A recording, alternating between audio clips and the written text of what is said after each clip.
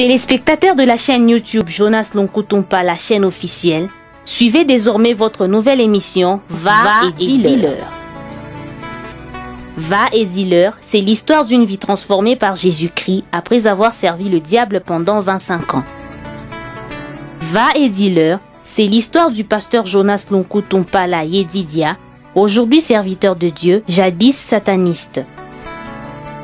Hormis le témoignage du pasteur Jonas, plusieurs thématiques seront abordées dans différents numéros de cette émission. Pour ne rien rater, abonnez-vous sur votre chaîne Jonas Lonkutumpa, la chaîne officielle.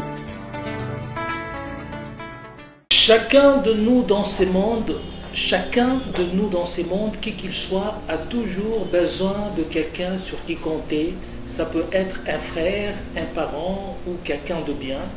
Mais le plus souvent, ces personnes n'arrivent pas à répondre favorablement à nos attentes parce qu'elles sont quelque part limitées.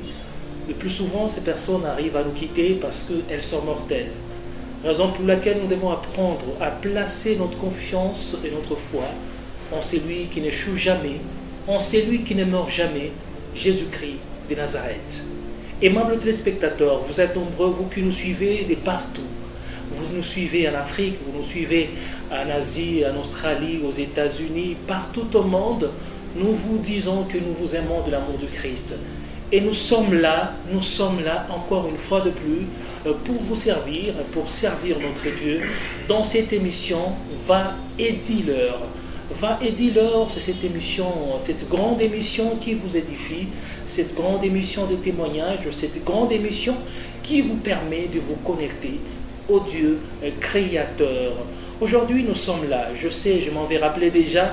Si vous ne vous êtes pas encore abonné, vous pouvez vous abonner sur votre chaîne Jonas Lonkutumpa, la chaîne officielle. Abonnez-vous massivement pour ne rien rater de cette émission.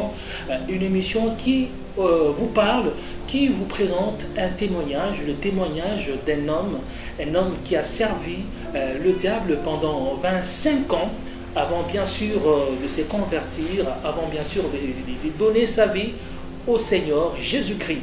Il s'agit bel et bien du pasteur, de l'apôtre, de l'évêque Jonas Lonkutumpa, qui est avec nous encore une fois dans ces numéros, dans cette émission de l'émission, dans ces numéros de l'émission Va et dis-leur. Bonjour apôtre.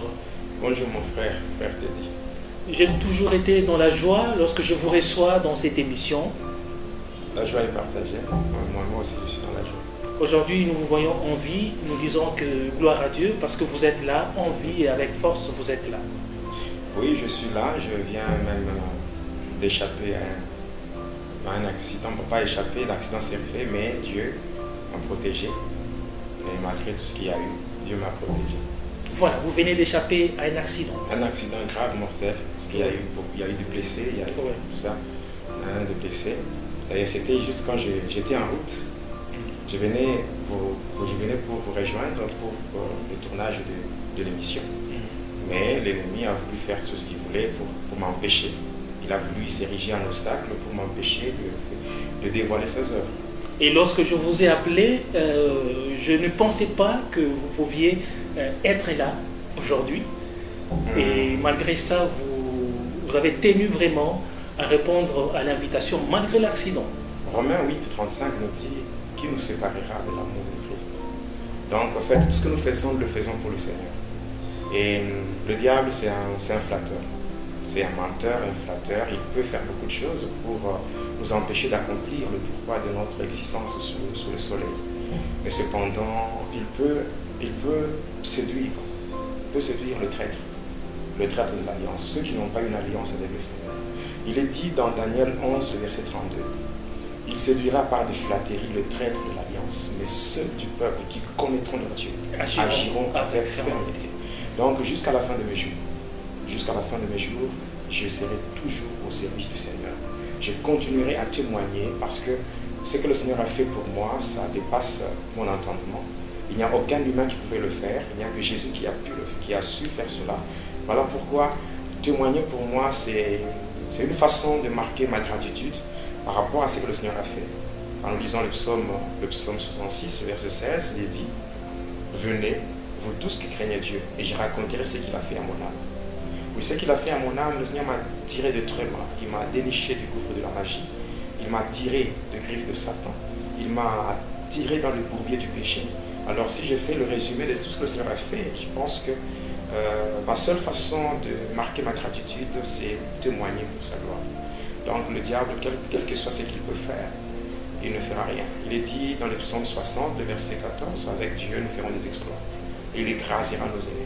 Donc pour dire encore, tout ce que je fais, c'est vrai, ce sont des choses humainement parlant. Hein, c'est un peu difficile de faire ce que je fais.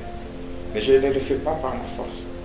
Il est dit dans Zacharie 4, 6 à 7, il est dit, ce n'est ni par la force, ni par la puissance, mais par mon esprit. Grande montagne qui es-tu devant Zorobabel, tu seras aplani. Donc lorsqu'on est soutenu par le Saint-Esprit, quels que soient les obstacles qui seront érigés sur notre parcours, ces obstacles-là seront écrasés par le Seigneur. Voilà, gloire à Dieu, aimables téléspectateurs, nous sommes heureux, vous avez compris, c'est vraiment une expression d'amour. L'évêque Jonas est en train de rendre gloire à Dieu par l'entremise de ses témoignages. En tout cas, vous restez toujours branchés sur cette chaîne, Jonas Lukutumpa, la chaîne officielle. En tout cas, le témoignage se poursuit. C'est pratiquement le 3e numéro de l'émission Va et dis-leur. Alors, nous étions à l'étape de l'initiation. Vous avez parlé comment vous aviez été initié dans la sorcellerie et comment vous êtes né et d'où a commencé en fait votre témoignage. C'était pratiquement lors de votre naissance et vous avez expliqué comment ça s'est passé. Alors j'aimerais que nous puissions avancer avec votre témoignage et il y a eu beaucoup de réactions et des commentaires de nos téléspectateurs. Je pense qu'on a eu à lire tous vos commentaires, aimables téléspectateurs, et surtout n'hésitez pas à nous écrire et à nous appeler. Alors nous allons poursuivre notre témoignage avec le pasteur Jonas Jedidia. Merci une fois de plus mon frère. J'aimerais, avant de donner la suite du témoignage, j'aimerais juste dire que c'est vrai, il y a beaucoup de réactions à travers le monde, dans tous les pays, différents pays du monde. Les gens réagissent. Oui. Hein, les gens réagissent par rapport à cette émission, par rapport au témoignage. Ce que je peux faire comme promesse, c'est que nous allons prendre toutes les questions. Donc il y a eu des réactions et qui demandent des réponses. Oui. Nous allons prendre tout ça, nous allons mettre par écrit et nous allons aussi organiser une émission. Oui. Une émission, ce sera question-réponse. Oui. Nous serons là pour répondre aux différentes préoccupations de nos téléspectateurs. Oui. Là, c'est une bonne chose pour éviter toutes les zones d'ombre, oui. Apporter beaucoup plus de précision. Là, c'est vraiment très important. Alors, par rapport à la suite du témoignage, je m'étais arrêté sur la manière dont il y avait beaucoup de gens qui passaient là où je restais à Cansegna, et qui me faisait passer par certaines pratiques. Voilà. Donc, il y avait le premier, c'était un magicien qui était venu faire un spectacle de magie. Un spectacle de magie à l'école primaire, donc c'était à l'école secondaire Kadiva, à Cansegna. C'était dans la grande salle. Dans la grande salle, c'est là où nous étions. Bon, en fait, vers ces années-là, il y avait beaucoup de spectacles de magie qui étaient organisés dans des écoles. C'est comme ça que moi aussi j'étais parti. Alors là, dans ce spectacle-là, qu'est-ce qu'il y avait? Il y avait le magicien qui devait faire son spectacle et à la fin, après avoir fait plusieurs numéros, à la fin, ce magicien, il avait fait son dernier numéro. Ces numéros-là consistaient à poignarder un homme. Donc il avait allongé un homme sur un banc. Cet homme s'appelait Daniel et il avait poignardé au niveau du cou. Et par après, il avait mis sur son corps sans mouvement, il avait mis un tissu de couleur bleue. Et pendant que l'homme saignait, il avait pris un petit flacon comme le flacon qui contient la pénicilline et il avait mis au niveau de l'onglet et le flacon était rempli du sang. Alors par après, il avait prononcé quelques formules, donc des incantations, et le monsieur s'était tenu debout, les gens avaient acclamé, et c'était la fin du spectacle. Et par après, les gens étaient sortis. Et Pendant qu'on sortait, ce magicien-là m'avait reconnu. Parce qu'on dit toujours que qui se ressemble s'assemble. Ou qui s'assemble se ressemble. Alors voilà, il m'avait reconnu, il m'avait demandé de rester. Et quand j'étais resté là, il m'avait donné ce flacon. Le flacon qui contenait le sang humain. Et j'avais bu cela. J'avais bu le sang, pas transformé en vin ou en whisky, mais c'était le sang à l'état naturel. J'avais bu le sang. Et par après, j'étais parti. Il m'avait dit qu'il allait passer me voir à l'école le lendemain, à 10 h pendant la récréation. C'est comme ça que moi, j'étais rentré. Après avoir bu le sang, j'étais devenu sadique. Le sadisme, c'est une caractéristique des sorciers. Le sadisme, c'est le désir de faire souffrir les autres. Donc, quelqu'un qui est content de voir d'autres personnes en train de souffrir, ça, on appelle ça le sadisme. Alors, j'étais devenu sadique. Et le lendemain, pendant que j'étais à l'école, j'ai vu, pendant la récréation, ce monsieur était venu et il m'avait pris, nous étions partis ensemble avec lui à la rivière Kadiva. Arrivé là, il m'avait demandé de me déshabiller totalement et après, il m'avait plongé totalement dans la rivière. Il m'avait fait sortir pour dire, en tout cas, ce que tu viens de subir, c'est le baptême.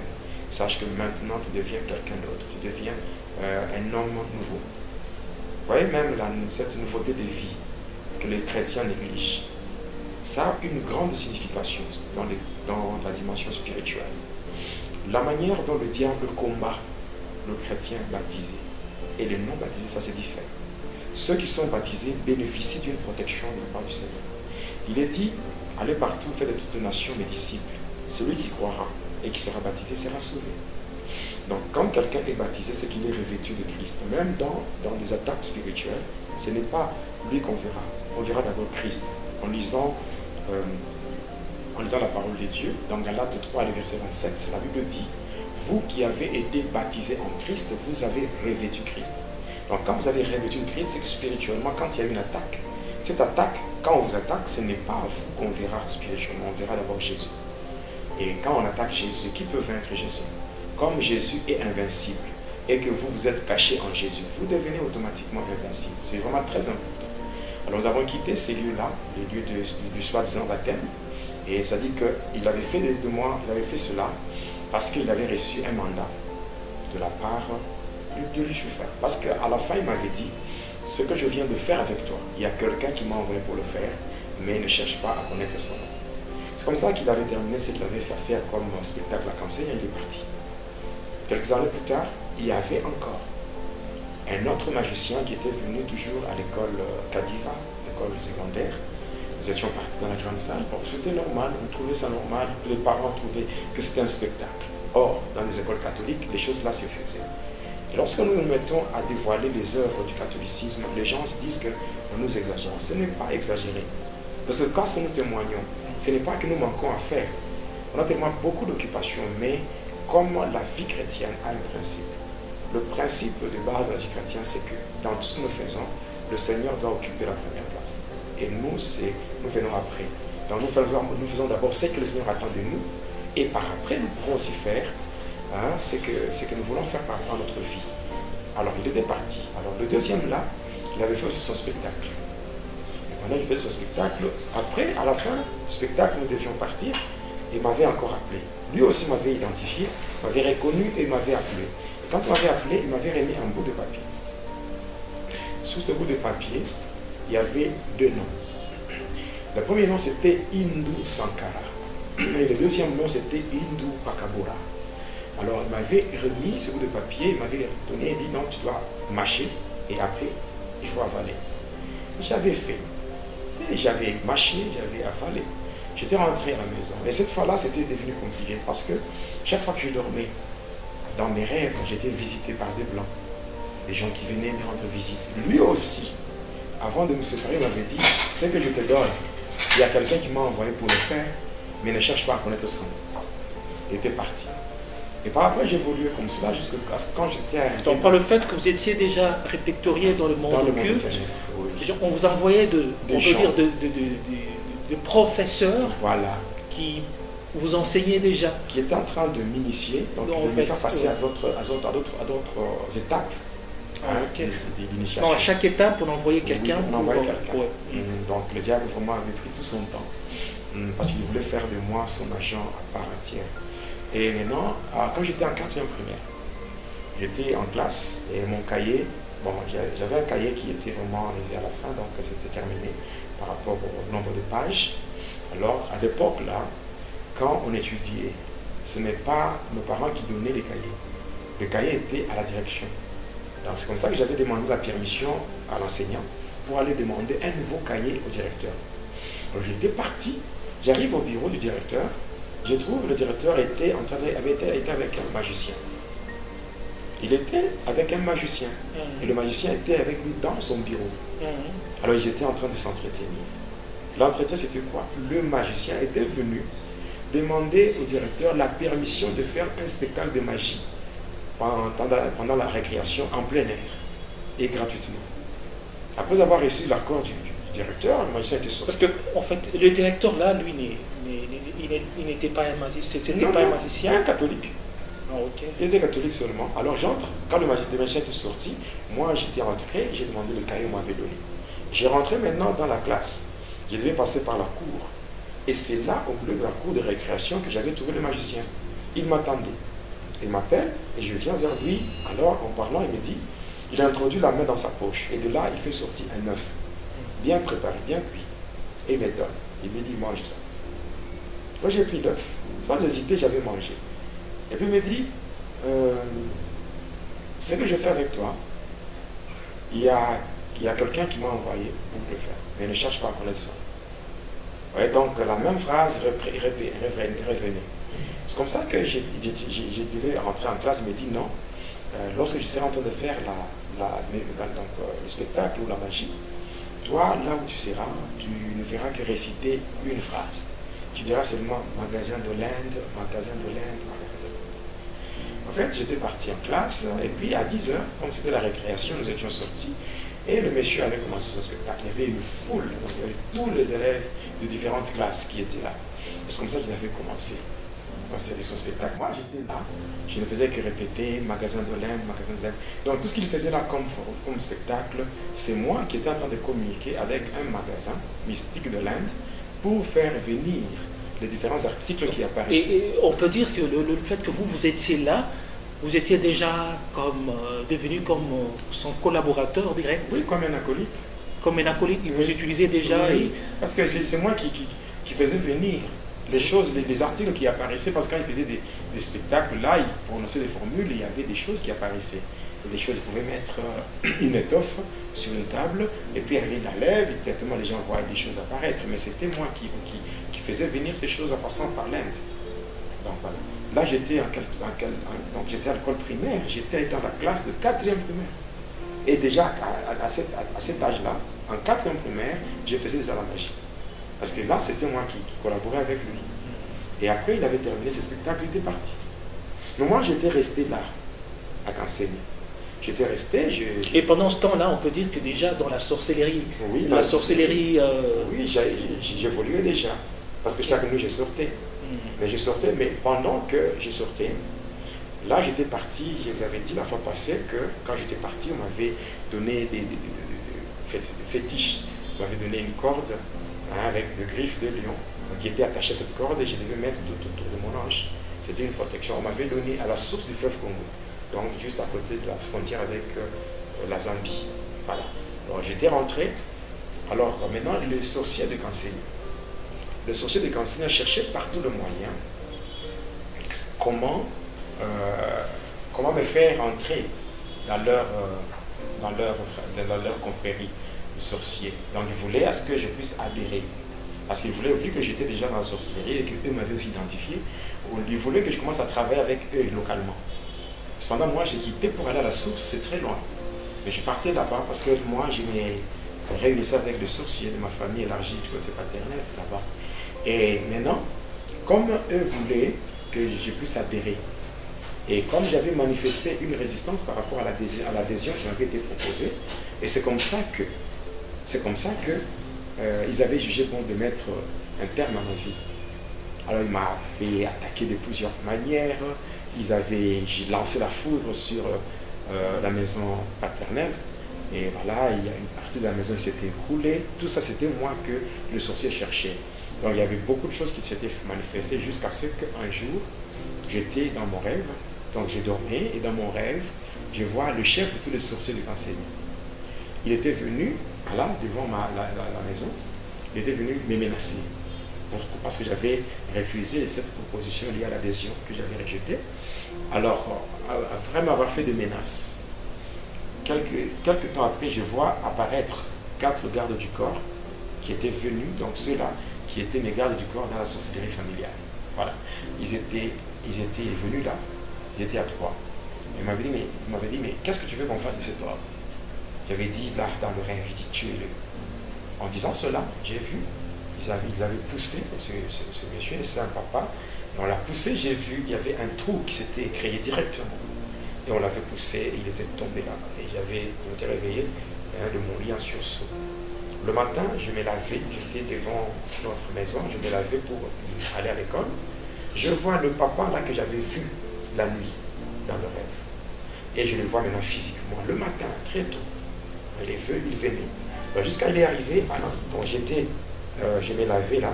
Maintenant, quand il est arrivé juste à l'entrée de notre parcelle, je m'étais redressé. Et juste quand nos regards s'étaient croisés, ce papa était projeté, il était tombé par terre, il se relève, il fait demi-tour, il est rentré. Et c'était le dernier jour de sa vie. Parce que c'était le dernier jour, parce que quand il est rentré, il est allé trouver la mort chez lui. Et arrivé le soir, je suis dans ma chambre, je regarde en dessous de mon lit, je vois une coquille d'escargot qui contenait du sang humain. Alors en réalité, cette coquille-là, c'était ce que je devais utiliser comme avion pour aller dans le monde des sorciers. Et le sang qui était là, c'était ce que je devais utiliser comme carburant. C'était le sang de qui? C'était le sang de ce papa, le chef de tous les sorciers de Cancelli. Il avait trouvé la mort et son sang m'avait été donné comme carburant. Alors on peut dire que la puissance sorcellérique familiale que vous aviez à ces temps-là était un peu plus forte que celle qu'avait... Moi, quand on m'avait transporté jusque dans le monde des sorciers, de là, on m'avait pris pour m'amener dans le monde de Satan. Et quand je revenais, j'étais déjà plus qu'un sorcier. Ah, ok. Oui. Donc... déjà trop jeune, vous étiez déjà à un niveau très élevé de... sorcier, parce que j'ai vécu, j'ai grandi au fond de l'autre. Non, avant de revenir, j'étais au fond de la mer Méditerranée, c'est là où je vivais avec celle qui était ma mère de l'autre côté, c'est-à-dire cette sirène, Marie-Madeleine. Et même maintenant, son département se trouve au fond de la mer Méditerranée. Dans le domaine mystique, on l'appelle la dame de toilette. C'est celle qui était comme ma mère de l'autre côté. Celle qui m'avait fait grandir. Après avoir fait un pacte avec elle, quand elle s'était blessée avec un outil tranchant, et qu'on avait rempli un calice avec son sang. Vous voyez? Donc avec ça, voilà, c'était un pacte qui était fait. Et là, moi j'ai vécu dans ce monde-là. J'avais cette capacité, étant dans le monde de ténèbres, je pouvais contrôler la maison de mes parents en passant par les radars, les écrans XS. J'avais expliqué ça ici, lorsque je parlais sur les 2 codes que le diable utilise pour contrôler le monde. Alors, après ça, qu'est-ce qui s'était passé?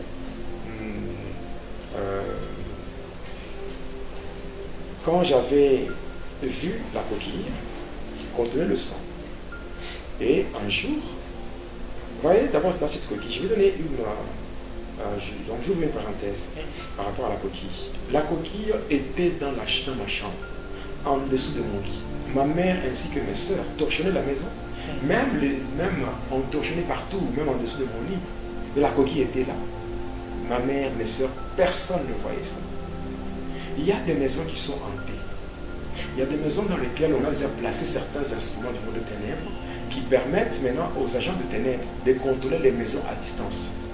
Aujourd'hui, quand on parle de Jérémie 33.3, invoque-moi, je te répondrai. Je te ferai savoir les choses cachées, les choses grandes que tu ne connais pas.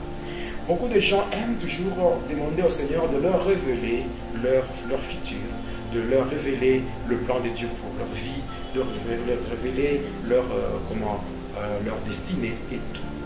Mais les gens oublient de demander à Dieu de leur donner la révélation sur l'état spirituel de leur maison. Voilà pourquoi il faut faire un effort pour demander à Dieu de vous montrer spirituellement comment se présente l'état de votre maison.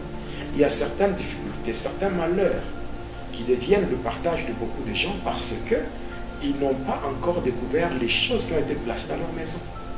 Quelqu'un peut venir, il demande, non, j'ai besoin de me soulager, lui donner l'accès à vos installations, mais quand la personne entre, laisse quelque chose, ça devient une antenne du monde des ténèbres. Il y a des antennes, il y a des miroirs, il y a des radars, il y a des caméras de surveillance, il y a tellement beaucoup de choses que les agents des ténèbres placent, mais ces choses-là ne sont pas visibles aux yeux charnels. En fait, ce sont des hôtels. Un hôtel, par définition, c'est un élément physique qui sert de contact entre le monde physique et le monde spirituel. Voilà. Parce qu'il y a un problème entre le naturel et le surnaturel. Pour accéder au surnaturel, nous étant naturels, il faut qu'il y ait un pont, c'est-à-dire un élément physique qui sert maintenant de contact. Voilà. Donc il y a beaucoup de choses. Voilà pourquoi les enfants doivent demander et prier afin que le feu de Dieu. La Bible dit dans Abdias, chapitre 1er, verset 18, la Bible dit que la maison de Jacob sera un feu et celle de Joseph sera une flamme. Alors quand on demande comme cela, le Seigneur peut faire ainsi que ces choses qui ont été placées, même si ces choses sont invisibles aux yeux charnels, mais elles peuvent être détruites par le feu du Saint-Esprit. C'est vraiment très important. Alors, maintenant, une nuit, je dormais, je vois une personne, donc une maman, à côté de mon lit. Et elle me demande, elle me dit, mais monte-toi, ton avion est une région. Je suis en avion. Et alors elle est sortie, elle est passée par le mur. Alors moi aussi, que je devais faire, je devais la suivre pour aller faire certains éléments liés à mon rôle dans le monde des ténèbres. Alors maintenant, je m'étais concentré. J'étais sorti de mon corps et je me tiens à côté de mon lit. Et pendant que j'étais debout à côté du lit, j'ai regardé, j'étais encore allongé sur le lit. Donc je m'étais dédoublé. C'est-à-dire que j'ai laissé le corps physique là, mais j'ai utilisé le corps astral. C'est comme ça que les sorciers font avant de sortir. Ils sortent de leur corps physique.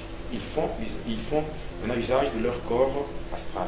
Et le corps physique, la personne respire normalement. Ça reste là. Hein? Je vais expliquer dans les jours qui vont suivre la relation qui existe entre les trois parties du corps. Le corps, l'âme et l'esprit. Comment ça s'est fait par rapport au cordon. Le cordon qui relie les trois parties. Voilà. Alors j'étais sorti, j'étais passé par le mur et j'étais parti dans le monde des sorciers. Et là j'avais réalisé beaucoup de choses. Et quand je suis arrivé, il fallait me donner les leçons. Les leçons de la sorcellerie, il y en a aussi. La première leçon, c'est le sadisme. Le sadisme, le désir de faire souffrir les autres. Donc, quand tu vois quelqu'un souffrir, ça te fait de la joie. Voilà, le sadisme. Ouais, le sadisme. Le sadisme. Il y a même des chrétiens, des gens. Voilà pourquoi parmi les chrétiens, il y a des sorciers inconscients. Vous allez les reconnaître au travers de leurs actes. On reconnaît un arbre par ce fruit.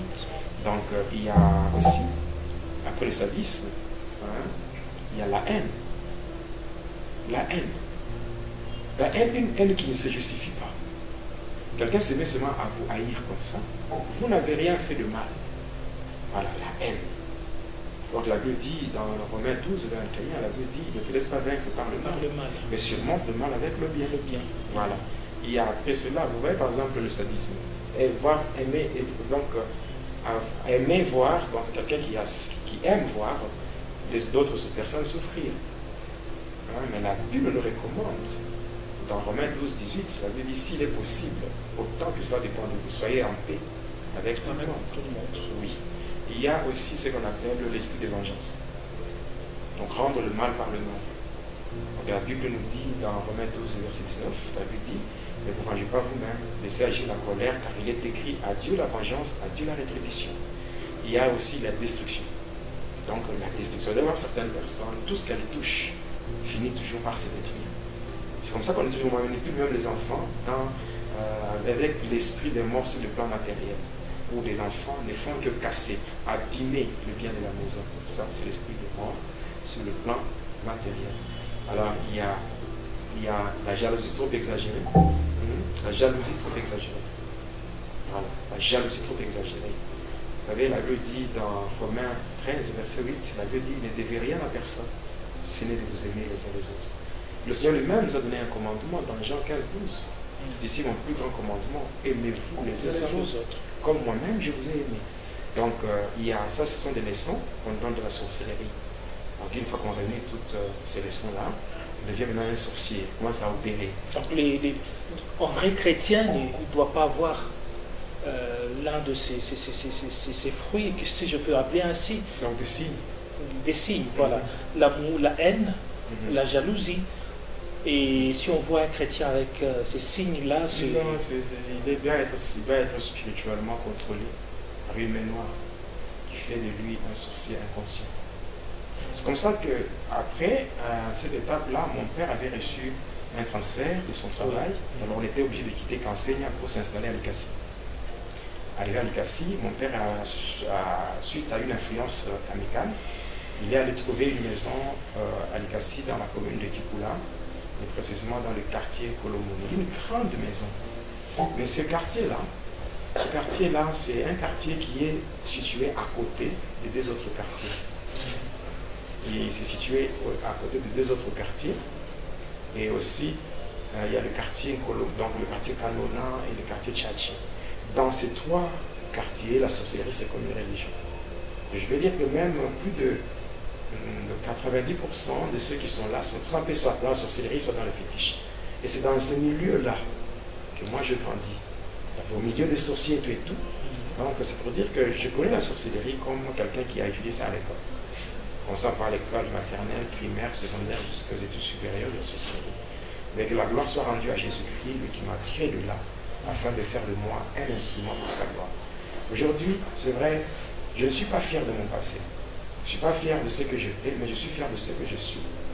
Ce qui fait ma fierté, ce n'est pas être appelé pasteur, c'est parce que pour moi, ça importe peu. Être évêque, apôtre, pasteur et tout ça, pour moi, ça importe peu. Ce qui compte beaucoup plus pour moi, c'est être appelé un enfant de Dieu. Voilà pourquoi même les gens avec qui je collabore dans des différents groupes, les gens avec qui je collabore, je leur dis, vous êtes mes frères.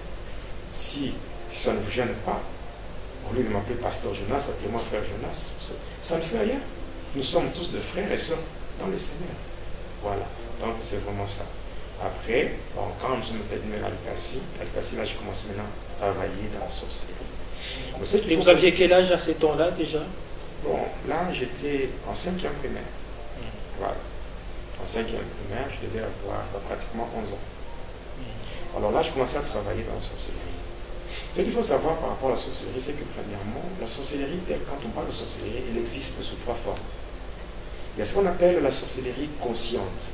Là, ce sont les gens qui sont conscients de leur état, qui savent que la nuit, ils vont manger la chair humaine, ils vont boire le sang humain. Comme c'est que moi j'étais. J'étais conscient de mon état. Voilà, donc j'étais un sorcier conscient par rapport à mon état. Et je n'ai pas honte de le dire. Je n'ai pas honte de le dire parce qu'en témoignant comme ça, je suis en train d'édifier beaucoup de gens. En témoignant comme ça, je suis en train d'apporter beaucoup de lumière, beaucoup de révélations à beaucoup de gens qui sont dans l'ignorance.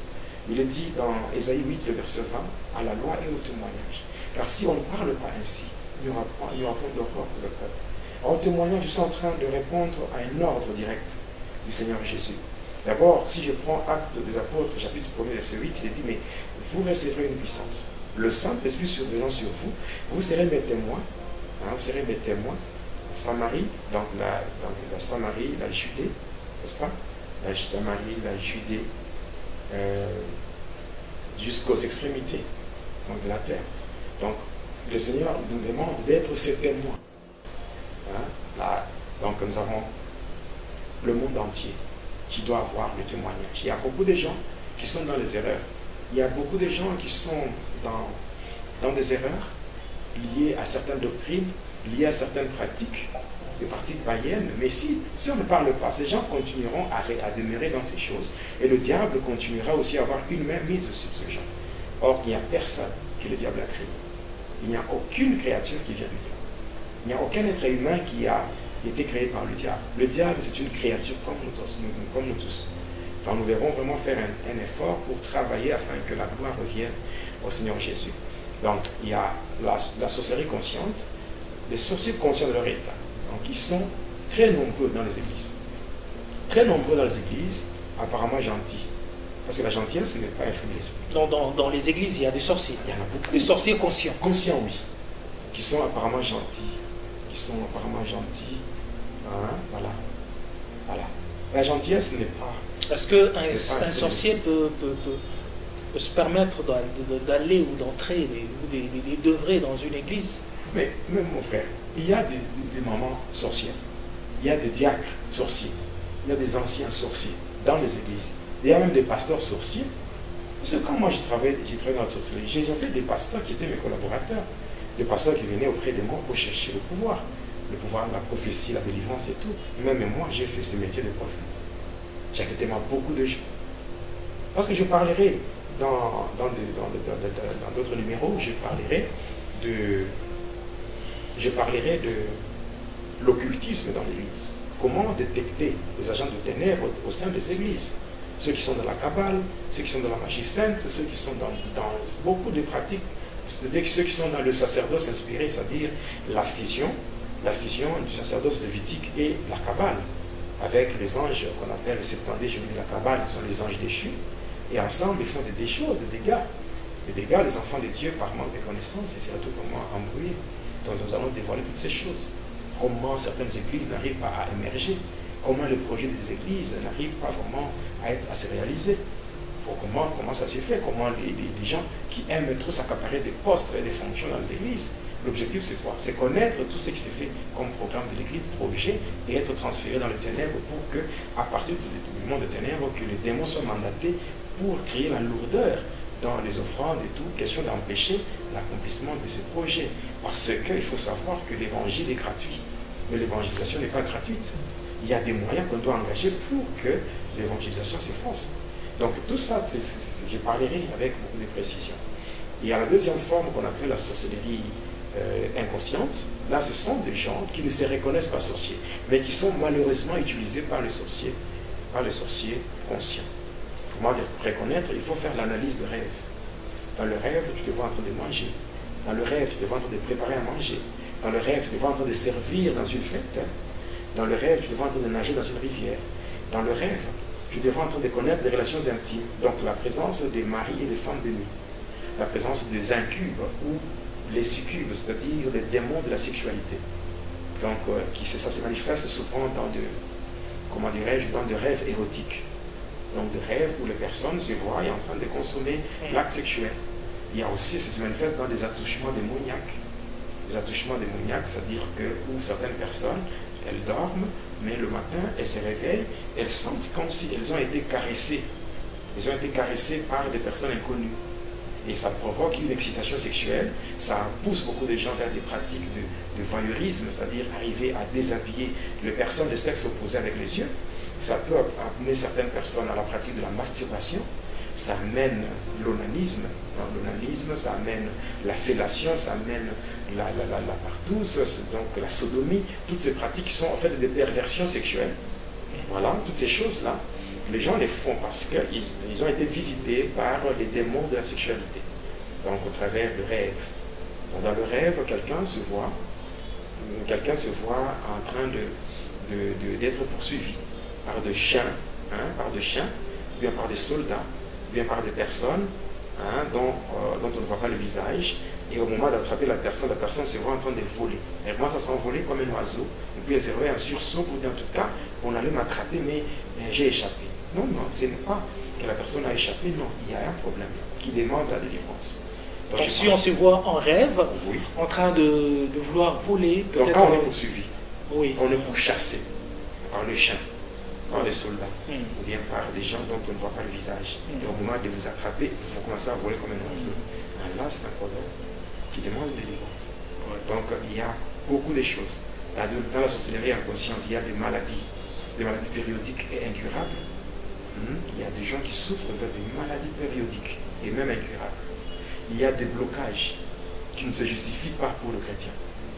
Quelqu'un qui a arrangé sa vie avec le Seigneur, mais qui se voit avec... Donc la sorcellerie inconsciente, c'est le fait d'être instrumentalisé ou utilisé par les sorciers, oui, conscients qui vous manipulent comme ça. Oui, qui vous manipulent. C'est comme ça. Donc, et après ça vient la troisième forme de la sorcellerie, c'est la sorcellerie sanguine. C'est une sorcellerie qui se contracte par l'héritage familial, l'hérédité familiale, qui se contracte au niveau de la famille. Elle est caractérisée premièrement par le premier signe, c'est le manque de compassion. dans le manque de compassion. Le 2, c'est frapper sa femme. C'est dans son cerveau inconsciente, familiale, dans son cerveau sanguin. Frapper son mari. Il y a des femmes comme ça, qui frappent même dans le quartier. Les gens savent que tel maman frappe correctement son mari. Et c'est pas un sujet de gloire. La femme, selon le Seigneur, elle est appelée à se soumettre à son mari. Et le mari est appelé à aimer sa femme. Quand tu aimes, tu ne peux pas frapper. Et quand tu es soumise, tu ne peux pas prendre les décisions. Mais en fait, si la femme pousse l'homme à la frapper, non, il y a toute par ses attitudes. Il y a beaucoup de corrections que l'homme peut donner à sa femme. Parce que frapper, vraiment, c'est pas bien. Aussi, frapper les enfants presque tous les jours à la maison. Donc, il n'y a pas une autre correction, les fouer, frapper, gifler, tout ça. Il y a même des enfants qui manquent la paix, qui se sentent mal à l'aise chez eux à la maison et qui grandissent comme ça avec des blessures intérieures. Et quand ça se fait comme ça, ce sont déjà des candidats potentiels pour la sorcellerie. Donc c'est facile de les attirer. Donc il ne faut pas frapper les enfants. Non, il faut leur donner une correction. Pas frapper dans un sens de détruire. Oui. Donc pas frapper avec une méchanceté.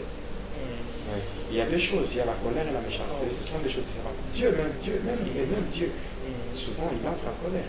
Voilà pourquoi la Bible dit il est dans la colère, mais riche en bonté. Donc on doit frapper, mais avec amour. On le fait avec amour, dans le sens de corriger, d'apporter une correction à l'enfant. Là, c'est votre enfant finalement. Oui. Donc là, parce qu'il y a parfois de parents ou de femmes qui, lorsqu'ils commencent à taper son fils, et là tu es à côté, tu n'arrives même pas à comprendre qu'est-ce que c'est son enfant. Oui, mais il y a d'autres qui brûlent même leurs enfants, qui trempent les mains dans de l'eau chaude, qui mettent de l'essence, qui mettent le feu et tout, donc c'est compliqué. Comment expliquer un enfant qui est votre enfant? Vous avez vraiment deux enfants. Vous êtes poussé par quoi? Quel est l'esprit qui vous anime pour que vous arriviez à réaliser toutes ces choses? Il n'y a pas cet amour. Non, c'est la sorcellerie dans le sang. C'est quelque chose que vous avez hérité. Voilà pourquoi. Même quand on reçoit Jésus, dans Jean 1, 12 à 13, la Bible dit à tous ceux qui l'ont reçu et qui croient en son nom, elle leur a donné le pouvoir d'être appelés enfants de Dieu, lequel sont nés de la chair, ni du sang, n'est-ce pas? Voilà. Donc, ici, quand on parle de ces trois éléments-là, donc lesquels sont nés, ni de l'homme, ni du sang, ni de la chair, ces éléments-là, ça parle de la délivrance. Oui, ça parle de la délivrance. Là, il y a beaucoup d'éléments. Il y a la malédiction, il y a le problème des coutumes, il y a beaucoup de choses. Parce que quand on est libéré, il faut que par là, parce qu'on ne peut pas subir une nouvelle naissance tant que le vieil homme existe. Parce que le vieil homme, c'est celui qui était contrôlé dans le système familial. Et même les esprits qui contrôlent la famille pouvaient exercer une influence sur la personne qui était sous contrôle. Et la personne était soumise à des lois. On appelle toutes ces lois, l'ensemble de ces lois, on appelle ça le sacerdoce des familles. Maintenant, quand vous entrez, vous êtes maintenant à Christ. Vous changez de sacerdoce. Vous entrez dans un sacerdoce loyal.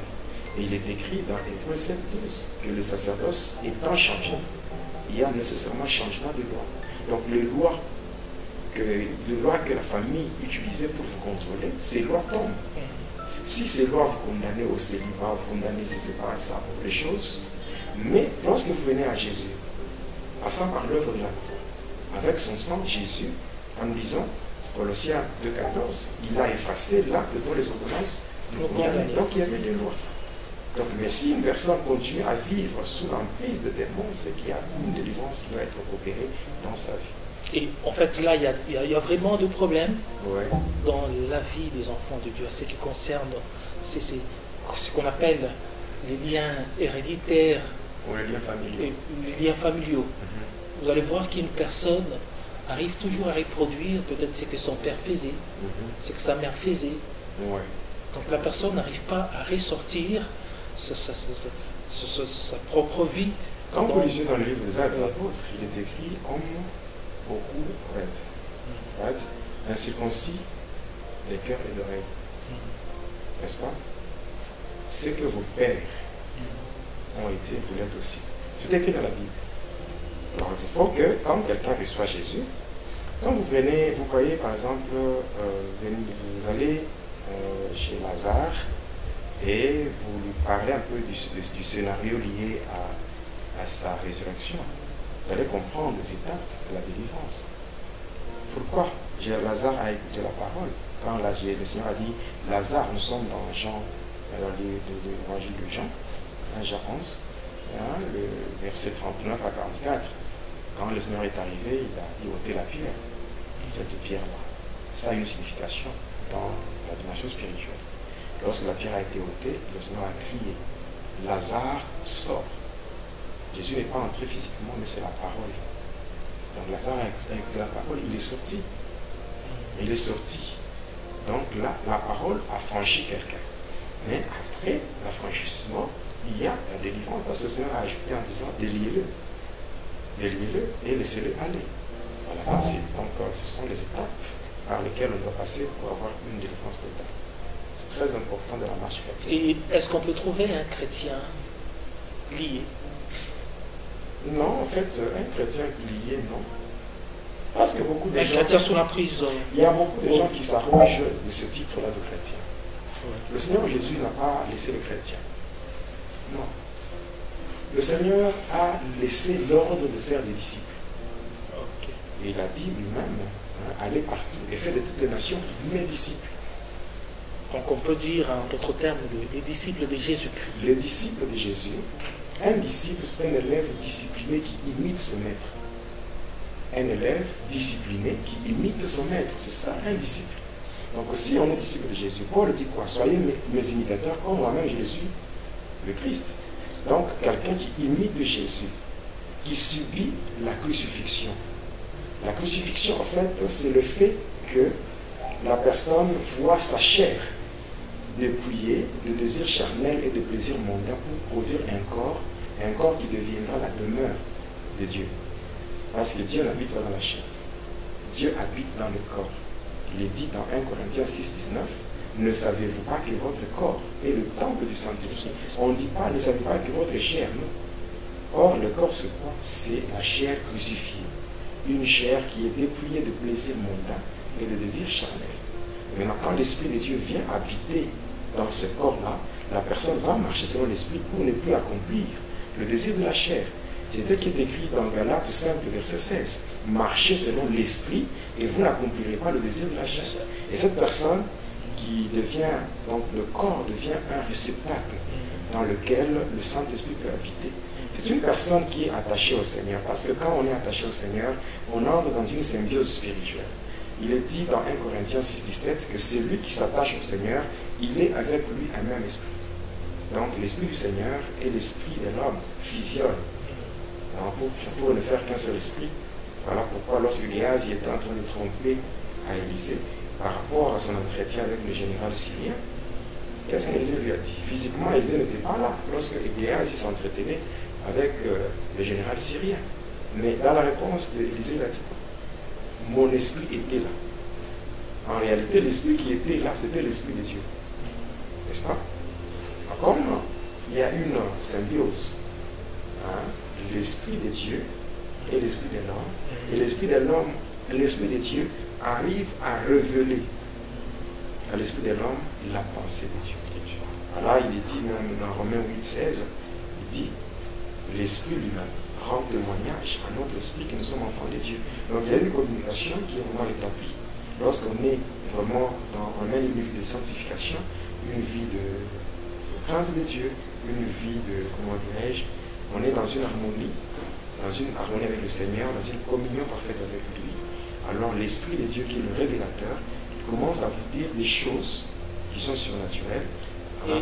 Et vous préconisez le terme disciple en lieu et place du chrétien. Mais selon la Bible, quand nous sommes dans le livre des Actes des Apôtres, on dit c'est à Antioche, pour la première fois que les disciples furent appelés chrétiens. Donc, on ne peut pas appeler chrétien quelqu'un qui n'est pas disciple. Parce que les païens d'Antioche n'avaient pas appelé tout le monde chrétien. Les païens d'Antioche avaient surnommé les disciples de Jésus comme de chrétiens. Et d'ailleurs, c'était pour se moquer. Oui. Mais ce n'est qu'après après Antioche que les disciples ont commencé à les appeler de chrétiens. Mais le Seigneur, pendant le jour de sa chair, n'avait pas de chrétiens sur terre. Il y a beaucoup de gens qui s'arrogent de ce titre-là de chrétien, sans toutefois commencer par être disciple.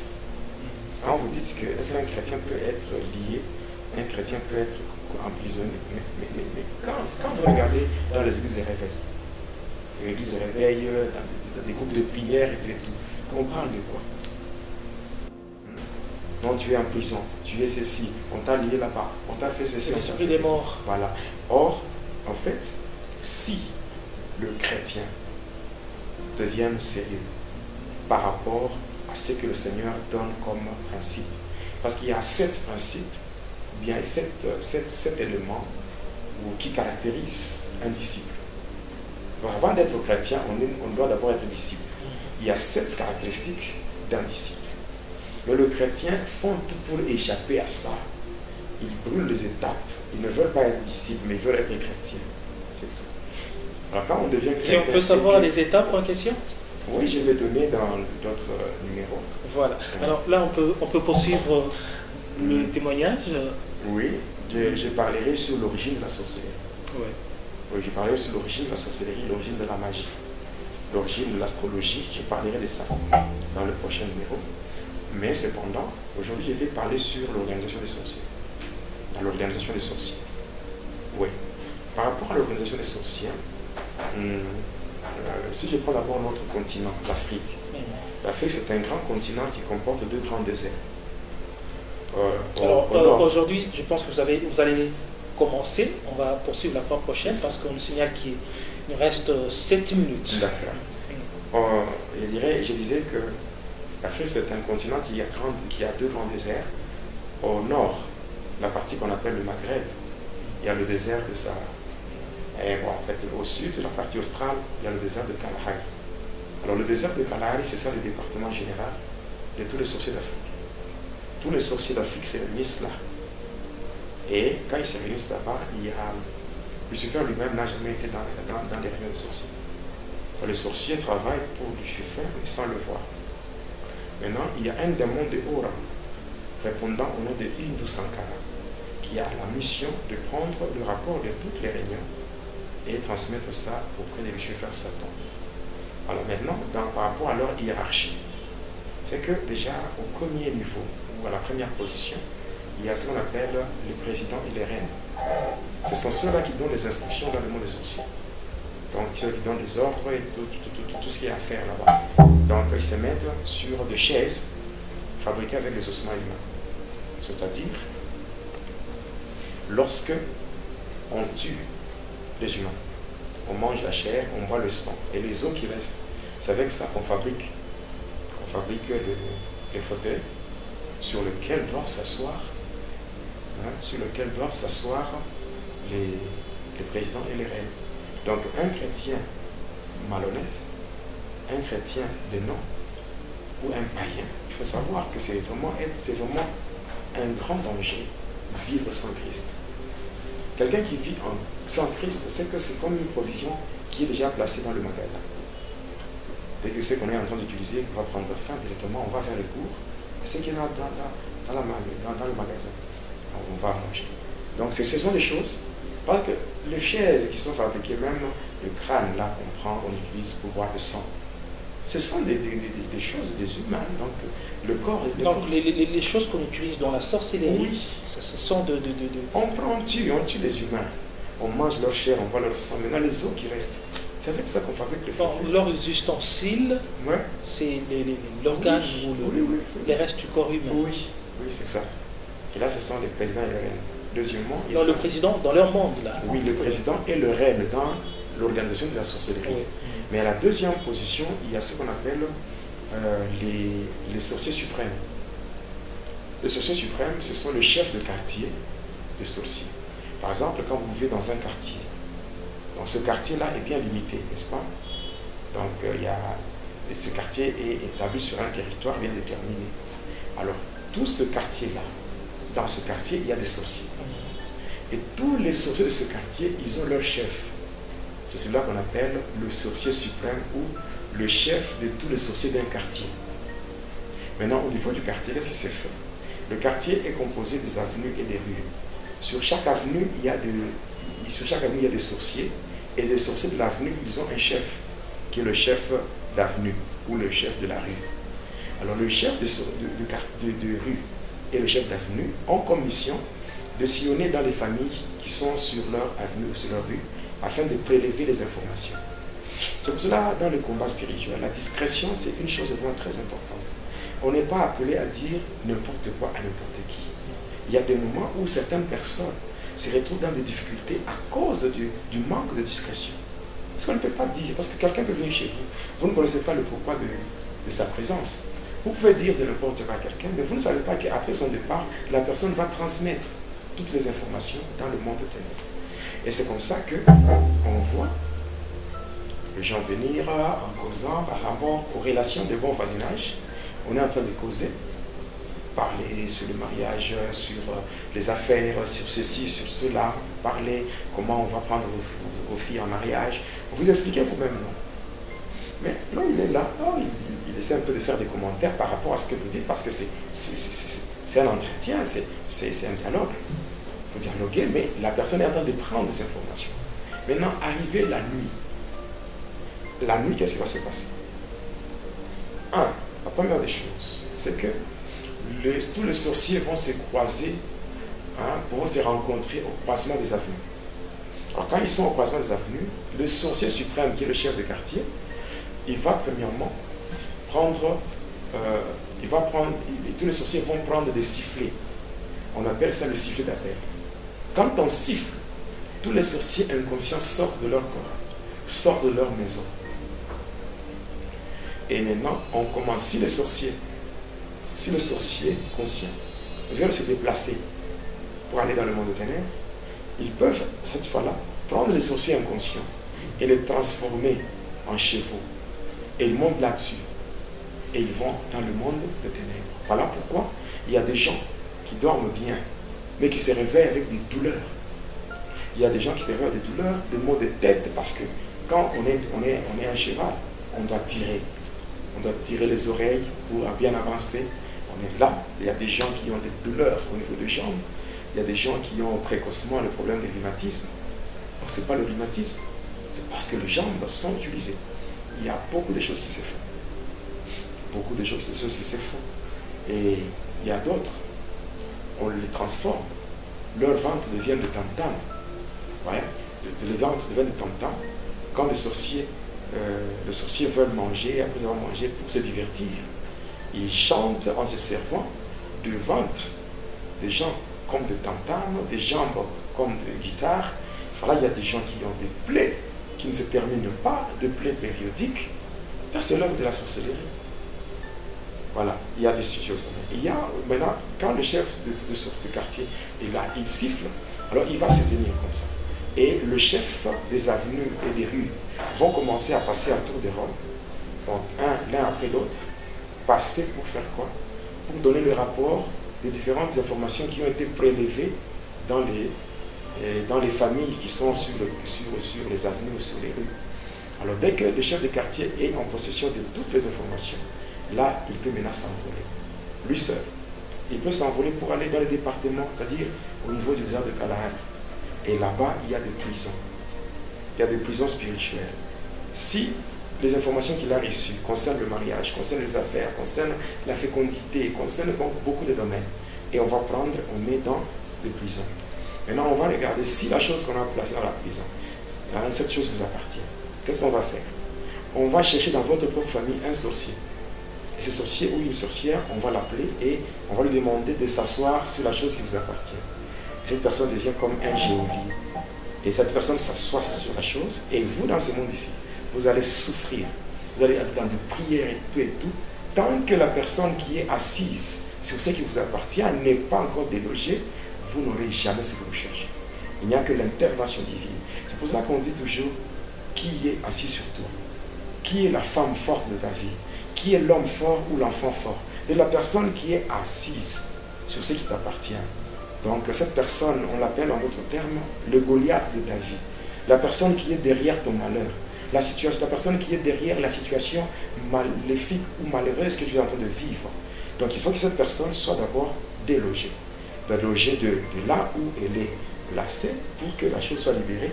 Et ainsi, par une pêche miraculeuse, on peut, par la foi, par des fortes prières, on peut récupérer ce qui est de l'autre côté et ramener dans ce monde ici. Donc je pense que par rapport au temps, on aura à continuer dans le prochain numéro. Voilà, aimables téléspectateurs, vous avez compris que c'est un message très fort et c'est un témoignage très fort que l'évêque ou le pasteur Jonas Lunkutumpala Jedidia est en train de rendre dans cette émission Va et dis-leur. En tout cas, soyez toujours connectés sur votre chaîne YouTube Jonas Lunkutumpala, chaîne officielle. Vous pouvez vous abonner sur cette chaîne pour vraiment ne rien rater. En tout cas, on est là pour vous servir. Alors, pasteur, aujourd'hui, j'aimerais que vous puissiez prier pour ceux-là qui nous ont suivis. Et sans doute, il y a des milliers de personnes qui nous ont suivis. Une prière pour eux. Avant de donner la prière, comme nous sommes déjà à la fin, oui. Ce que je vais dire d'abord, c'est dire merci. Oui. Merci à tous ceux-là qui me soutiennent. Oui. Tous ceux-là qui ont compris le degré du combat que j'ai. Parce que dévoiler les œuvres de ténèbres, ce n'est pas une chose facile. Oui. Mais quand je le fais, je prends ce risque-là, je mets ma vie en danger. Et il y a des gens qui me soutiennent. Il y a des gens qui font l'intercession. Oui. Il y a des gens dans le monde qui ont formé un groupe d'intercesseurs pour soutenir le pasteur Jonas. Ouais, c'est très profond. Voilà, il y a maman Abigail qui est aux États-Unis, il y a maman Danielle à Paris, la sœur Lydie Solta, maman Jocelyne aux États-Unis, il y a ma mère qui est aussi maman Marie qui est au Texas. Donc il y a aussi beaucoup de gens. Ma fille Marie Paulina qui est en Irlande. Il y a tellement beaucoup de gens qui me soutiennent. C'est vrai, aujourd'hui, même ceux-là qui vont suivre ce numéro seront étonnés, dans le sens que ils ont appris ce qui m'est arrivé. Ouais. Parce qu'il y a eu presque un pillage là. Pendant que je m'occupais des accidentés, il y a tout ce qui était dans le véhicule, tout a été pris. Tout a été pris, les gens fuyaient à gauche, à droite avec les effets qui étaient dans le véhicule. Le véhicule, je l'ai payé il n'y a même pas une semaine. Oui. Donc demain, mercredi, ça va faire une semaine que j'ai acheté ces véhicules-là. Et le diable a voulu détruire tout. Je ne saurais pas donner les détails liés à cet accident. J'ai le diable qui a voulu faire ça. Mais il est vraiment un menteur. Un menteur, comme on dit, the devil is a liar. Donc vraiment, le diable, il a échoué. Une fois de plus, il y a une confiance en mon camp parce que je viens encore de dévoiler. Et passant par ce numéro, beaucoup de gens seront encore sauvés et d'autres sortiront de la confusion, de l'ignorance. Voilà, donc je vais faire une prière. Je vais prier pour tous ceux-là qui ont suivi ce numéro, donc Va et dis-leur, parce que Va et dis-leur, c'est une instruction que j'avais reçue personnellement de la part du Seigneur lorsqu'il m'avait tiré de ténèbres. Il m'a dit, va et dis-leur ce que j'ai fait pour toi, car ce que tu connais n'est pas pour toi seul. Voilà pourquoi je ne peux pas me taire. Je continuerai à rendre gloire à mon Dieu passant par ce témoignage. Alors, par ce qui est de la prière, toi qui m'as suivi, j'aimerais te dire que sans Jésus, la vie n'a pas de sens. Il n'y a que Jésus qui peut donner un sens à ton existence. Même pendant que je parle, sache que Jésus est à la porte de ton cœur. Il dit, voici, je me tiens à la porte et je frappe. Si quelqu'un entend ma voix et qu'il ouvre, j'entrerai. Jésus a besoin de faire son entrée afin de prendre ta vie en charge. Il a besoin de t'orienter, de te protéger. Il a besoin de faire de grandes choses dans ta vie, de te changer, de te transformer pour que tu sois une personne selon lui. Que ta vie sur terre devienne le reflet de la gloire de Dieu. Alors je prie pour toi. Je prie pour toi. Éternel le Dieu, au nom de Jésus-Christ, toi le Dieu qui m'a sauvé et qui m'a tiré de ténèbres pour me faire accéder à la lumière, je recommande mes frères et mes sœurs qui ont suivi ce témoignage, tous ceux-là qui se retrouvent par rapport à ce témoignage. J'aimerais, oh Dieu, que ta main puissante, cette main qui n'est pas courte pour sauver, cette main, oh Dieu, je sais qu'elle est puissante et qu'il n'y a aucune circonstance qui peut demeurer constante devant ta main puissante et agissante. Là où la main de l'homme ne peut pas toucher ou ne peut pas arriver, ta main à toi peut toucher. Alors je recommande ton peuple, tes enfants. Touche, Seigneur. Touche le cœur de tes enfants. Amène vers toi, ô Dieu, toutes les brebis égarées. Amène, Seigneur, ceux-là qui sont dans la confusion. Par ta puissance, permets à ce que, par le Saint-Esprit, que ceux qui sont sous l'emprise du diable soient libérés, que le chêne soit brisé, que le lien soit coupé, que l'envoûtement périsse, que la sorcellerie soit neutralisée, quelle que soit sa forme, qu'elle soit neutralisée par toi, Jésus, le maître de l'invocation. Agis en faveur de ton peuple et accepte, ô Dieu, tous ceux-là qui viendront vers toi en toute humilité, car tu n'as jamais chassé ceux qui viennent au-devant de toi en toute humilité. Je laisse tes enfants entre toi sainte et divinement, car je sais que ceux qui sont entre tes mains, personne ne peut les toucher. Je recommande mon frère Teddy et mon frère Bonnie, tous les deux qui ont accepté de m'accompagner dans cette émission. Ce qu'ils ont fait, Seigneur, ils l'ont fait pour ta gloire. Et comme ils l'ont fait pour ta gloire, c'est qu'ils ont fait de toi, l'Éternel, leur délice. Et comme il est dit, fais de l'Éternel tes délices, il t'accordera ce que ton cœur désire. J'aimerais, ô Dieu, que tu te penches sur leur vie avec un regard de Père, avec les yeux de compassion, et que tu répondes à tout ce qu'ils ont comme besoin pour la gloire de ton nom, Jésus. Je bénis ton Saint-Nom, Seigneur. Je te lève car tu es Dieu. Reçois la gloire, la puissance, la magnificence, ainsi que la révérence, comme la majesté car tu es Dieu. Au nom de Jésus-Christ, j'ai ainsi prié avec foi et action de grâce. Amen. Amen. Alors, c'était pour nous un plaisir de vous servir, aimables téléspectateurs. Vous avez compris que Dieu est là pour nous. Il est merveilleux. Il a fait des choses dans la vie du pasteur Jonas Lunkutumpala Jedidia et il est en train de rendre ses témoignages. Abonnez-vous massivement sur cette télévision Jonas Lunkutumpala, chaîne officielle. En tout cas, pour ne rien rater, parce que nous aurons plein de bonnes choses à vous proposer et nous disons que nous vous aimons et nous vous disons au revoir au prochain numéro. Téléspectateurs de la chaîne YouTube Jonas Lunkutumpala, la chaîne officielle, suivez désormais votre nouvelle émission Va et dis-leur.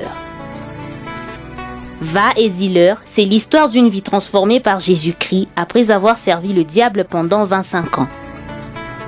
Va et dis-leur, c'est l'histoire du pasteur Jonas Lunkutumpala Jedidia, aujourd'hui serviteur de Dieu, jadis sataniste. Hormis le témoignage du pasteur Jonas, plusieurs thématiques seront abordées dans différents numéros de cette émission. Pour ne rien rater, abonnez-vous sur votre chaîne Jonas Lunkutumpala, la chaîne officielle.